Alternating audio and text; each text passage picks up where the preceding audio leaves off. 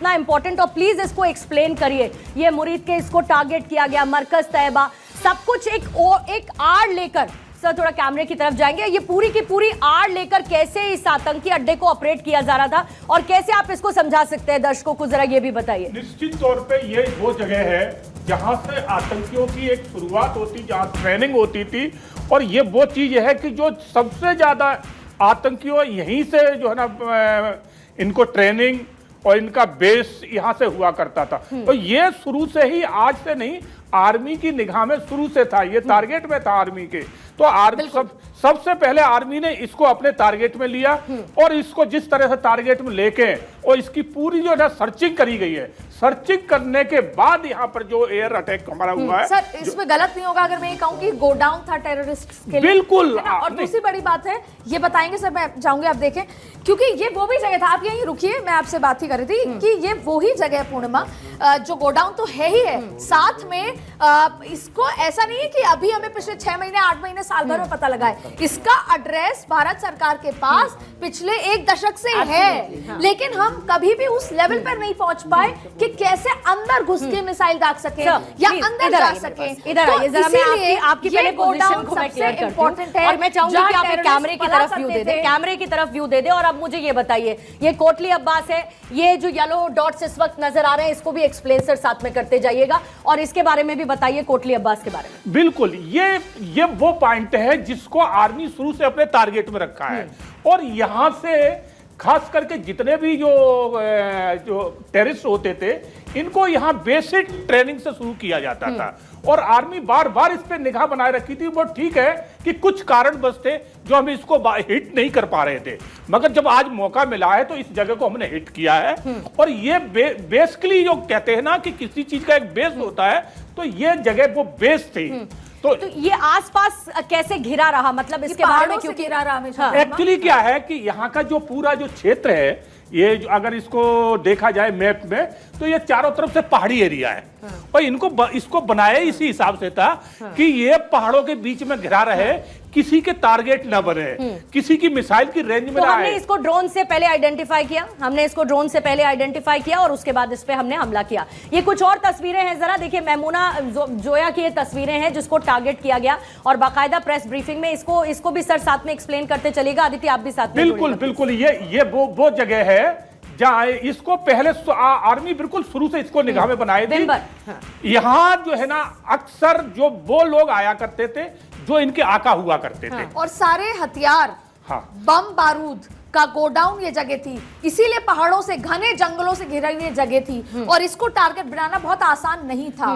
ये सबसे बड़ा हाइडआउट था आतंकवादियों का, उनके सामान का। बिल्कुल, इसको इस तरह से देखा जाएगा।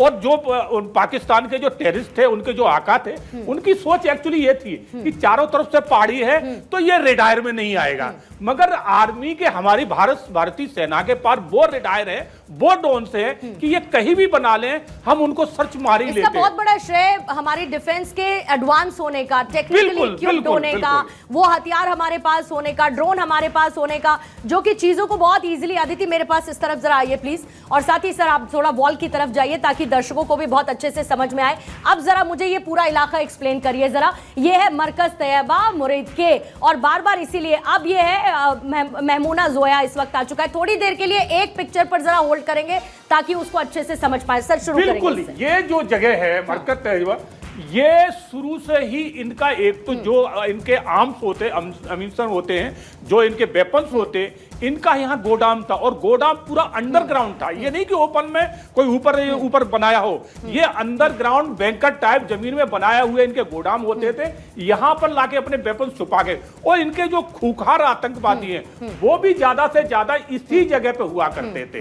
तो भारतीय सेना ने आज 2014 के बाद भारतीय सेना सशक्त हुई है, उनके पास इस तरह के ड्रोन और इस तरह की मिसाइलें आई हैं कि हम हर टारगेट को बड़ा इजी बेस में और उसको हिट कर लेते हैं। तो ये आप तीसरे हिट के बाद की तस्वीरें हैं, पूरी तरीके से ये बदल चुका है, पूरी तरीके से इसको नष्ट करने की जैसी कोशिश हुई, जिस तरीके से इसको तबाह करने की। और ये देखिए सेंटर में, इधर इसको थोड़ा सा जूम कर दिया है हमने। अब ये एक और बिम्बर की तस्वीर आ गई है। सर जरा बिम्बर बताइए, ये किस तरीके से इसको पूरा डेवलप किया गया, कैसे ये एक बड़ा हाइड आउट रहा है। ये कोटली है। निश्चिंत, ये कोटली वो जगह है कि जहां इन्होंने अपना एक कहते हैं ना कि बेस के तौर पे ले आते थे, और यहाँ जो इनके आका थे वो भी अक्सर यहाँ आया जाया करते थे, इनकी ट्रेनिंग भी कुछ हुआ करती थी।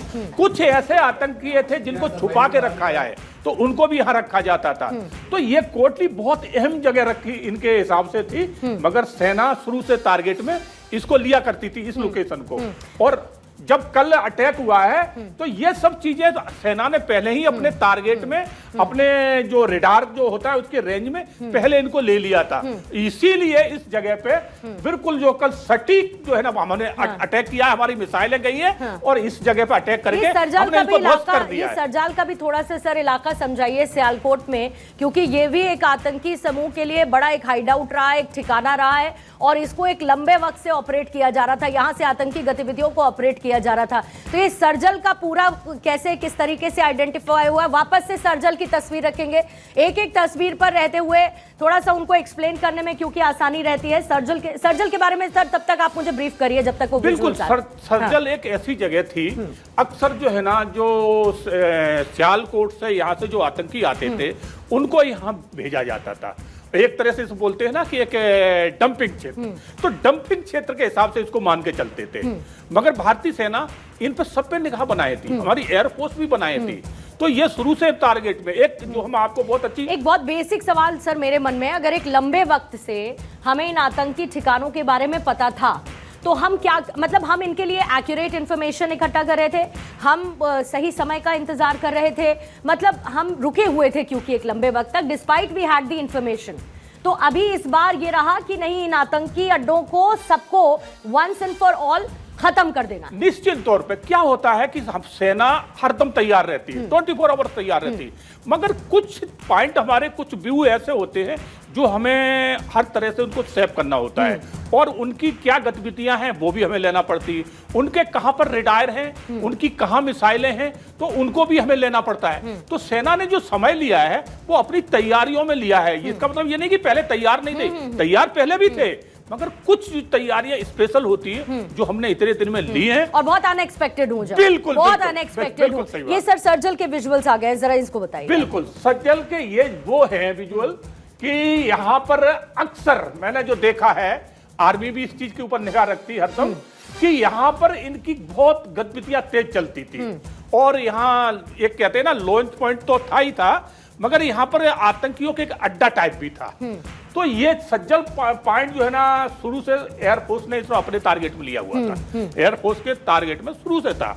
तो कल जिस तरह से जो ये टारगेट में जो पॉइंट पहले से हमने लिए थे, कहते हैं ना कि तो हमने जो अभी जो 10 दिन का 12 दिन का जो समय लगा है वो इसीलिए लगा है कि जितने ये टारगेट थे इनको पूरा हमने फर्स्ट में रखा है कि फर्स्ट में किसको लेंगे, सेकंड में, थर्ड में किसमें, और कौन किस टारगेट में कौन हिट करेगा, नेवी कहां करेगी, एयरफोर्स कहां करेगा, आर्मी कहां करेगी। तो ये सारे आज के इस ऑपरेशन में तीनों एंगेज थे, तीनों ने अपनी अपनी जगह से इनके ऊपर हिट किया है। इसमें ये नहीं कह सकते कि आर्मी ने अकेले किया है, एयरफोर्स ने किया, यहाँ तीनों ही सेनाओं ने टारगेट, हाँ इनको पॉइंट दिए गए थे कि आप इस टारगेट पे करेंगे, आप इस टारगेट, बाकी तीनों ही सेनाओं का ये हिट पॉइंट रहे और तीनों ने एक साथ जो है ना अटैक किया और आइडेंटिफाइड था बेसिकली, जो आपने भी कहा। लेकिन और जब सेना को फ्री हैंड दिया गया कि जगह भी सेना तय करे, तो सेना के पास तो ऑलरेडी इंफॉर्मेशन थी, और इसीलिए ये टारगेट चुने गए कि क्यों ना हम इनकी जमीन पर हमला करते हैं, सीधे जड़ से काटते हैं। निश्चित तौर पे आपने बहुत अच्छी बात कही कि आर्मी के टारगेट पे तो सभी रहते हैं, शुरू से रहते हैं, और उनके कहां लॉन्च पॉइंट है, कहां उनके बैंकर हैं, कहां पर इनका अमलीसन है, कहां इन्होंने अपने वेपन्स छुपाए हुए, वो सब आर्मी की निगाह में रहता है। मगर हमने जो 10-12 दिन का टाइम लिया, और सबसे बड़ी बात एक देखना पड़ेगी, आज के समय में जो भारत के जो प्रधानमंत्री हैं उन्होंने जिस तरह से आर्मी को फ्री हैंड दिया है कि आप अपना समय चुनिए, अपना टारगेट चुनिए और अटैक करिए। सर बस कुछ सेकंड्स के लिए आपको रोकूंगी और जल्दी से हम रखेंगे, क्योंकि अभी देखिए क्या है कि एक और इंपॉर्टेंट पॉइंट, सर कुछ विजुअल्स आ रहे थे, दरअसल उनकी तरफ जाना था। लेकिन ये भी बताइए कि अब रिटेलिएशन हो रहा है, अभी तक क्या हो रहा था पिछले 13-14 दिन से कि बॉर्डर पर retaliation, post to post retaliation हो रहा था। अब क्या है, हेवी रिटेलिएशन भी कुछ कुछ इलाकों में शुरू हुआ है। अभी क्या करेंगे उन इलाकों में, जैसे पुंछ हो गया, उरी हो गया, यहां पर क्या करेंगे, लोगों को पहले सेफ एंड सिक्योर करेंगे। अभी मुझे जानकारी मिल रही है कि पुंछ से इस वक्त हमारे साथ मेरे लेफ्ट हैंड साइड पर ये पुंछ थोड़ी सी, अच्छा ठीक है, कुछ लोग मुझे इस वक्त नजर आ रहे हैं। आप तक अगर मेरी आवाज पहुंच रही है तो आप लोग सर पुंछ से हैं, पुंछ में जहां पर अभी रिटेलिएशन हो रहा है पाकिस्तान की तरफ से, थोड़ा सा मुझे बताइए इस वक्त वहां पर किस तरीके के जमीनी हालात है। हाँ, नमस्कार, जय हिंद। जय हिंद सर, जय हिंद। जरा बताइए अभी पुंछ में किस तरीके के जमीनी हालात है।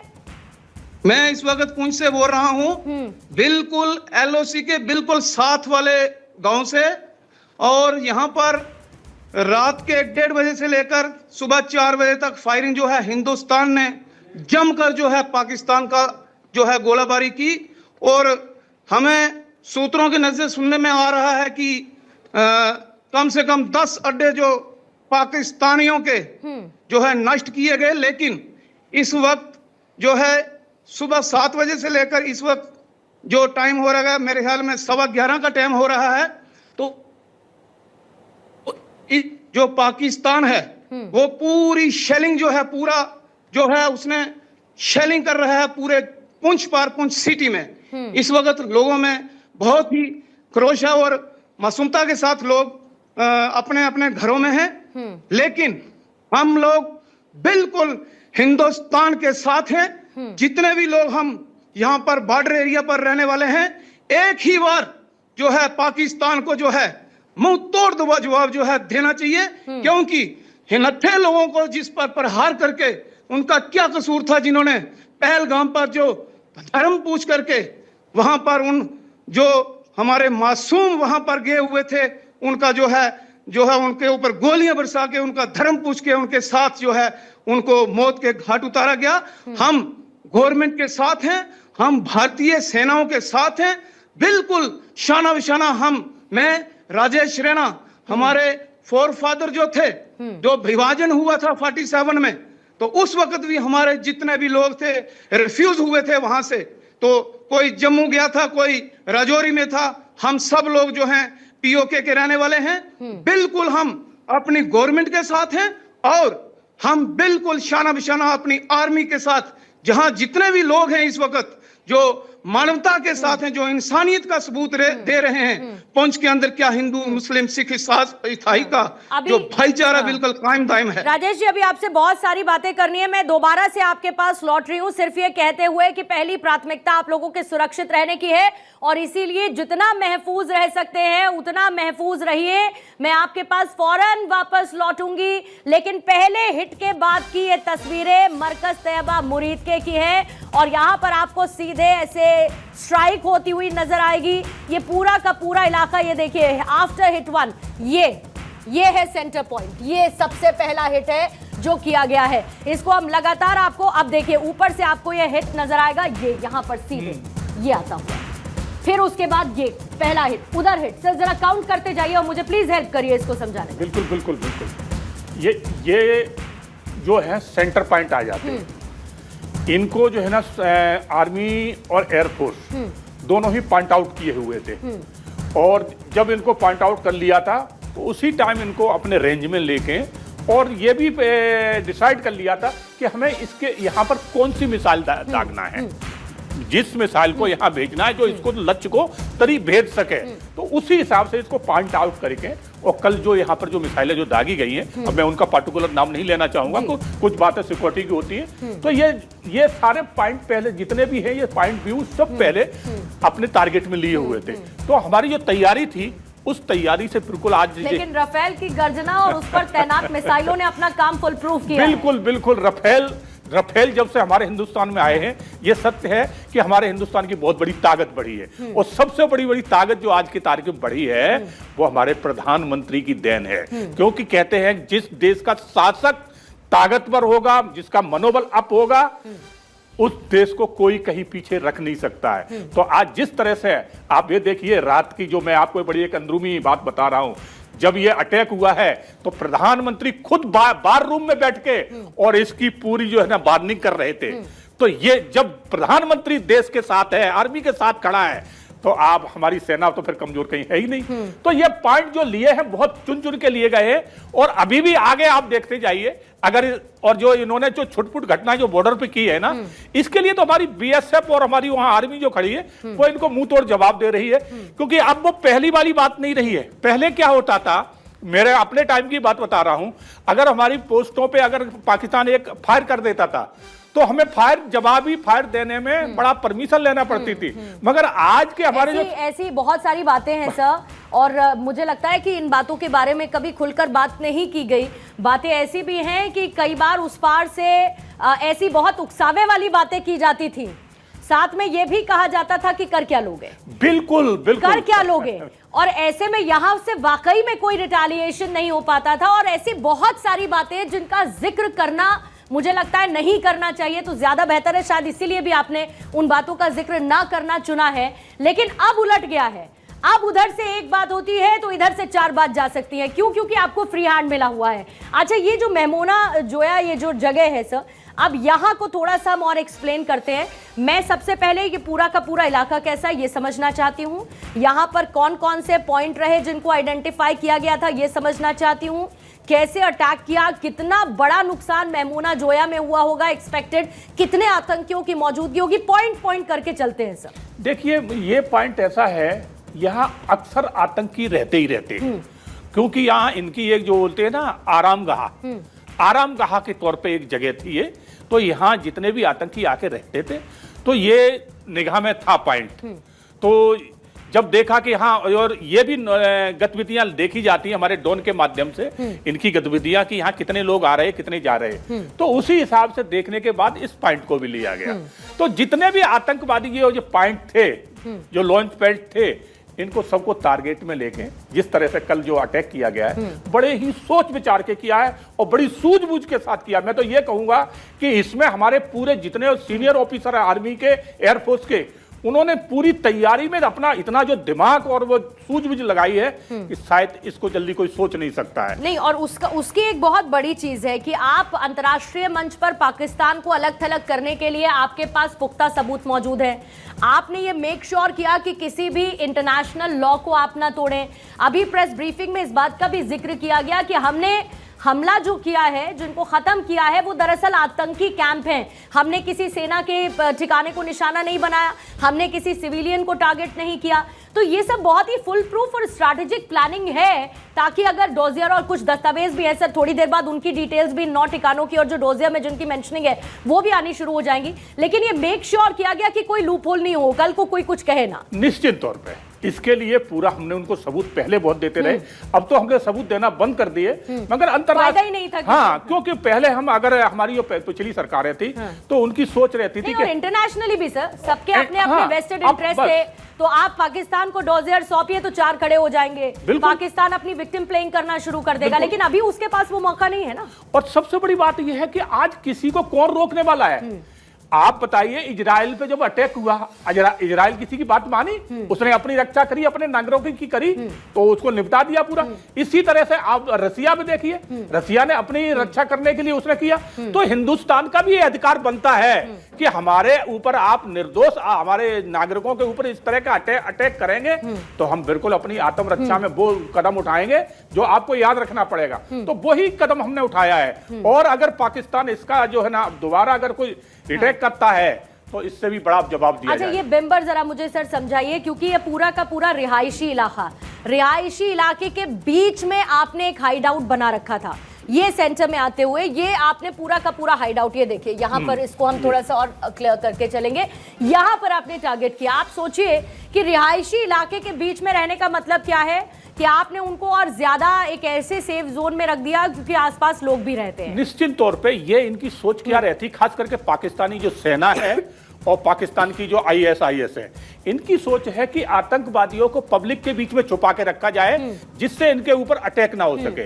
तो इसलिए पब्लिक किस मुंह से बात करते हैं पाकिस्तानी फिर कि हम तो आतंकवाद से पीड़ित हैं? किस मुंह से बात करते हैं? आपने रिहायशी इलाके के बीच में आपने आतंकी कैंप बना के रखा है। नहीं, तो ये तो उनकी सोच है। हाँ। यही उनका कहते हैं ना चेहरा चरित्र पाकिस्तानियों का और सेना का यही है कि ये आतंकवादियों के पब्लिक के बीच में छुपा के रखते हैं। आज देश में आप कहीं भी आतंकवाद का अगर कोई अटैक होता है, अगर वो छुपता है तो पाकिस्तान में आके मिलता है। जब आप 11 का देख लो ना आप।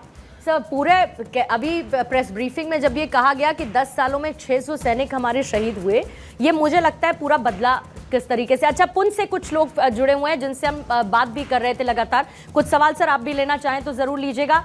जय हिंद सर, आप इस वक्त पुंछ के इलाके में हैं, मुझे बताइए कि आप लोग सुरक्षित हैं, आपके सब लोग परिवार वाले सुरक्षित स्थानों पर हैं, किस तरीके से वहां पर अभी जमीनी हालात बने हुए हैं, और मुझे बताइए, और बहुत ज्यादा उधर से गोलीबारी हो रही है क्या दूसरी तरफ से? हाँ, ऐसा है। हम अपने देश के प्रधानमंत्री जी पर बहुत बड़ा एक विश्वास करते हैं, क्योंकि उन्होंने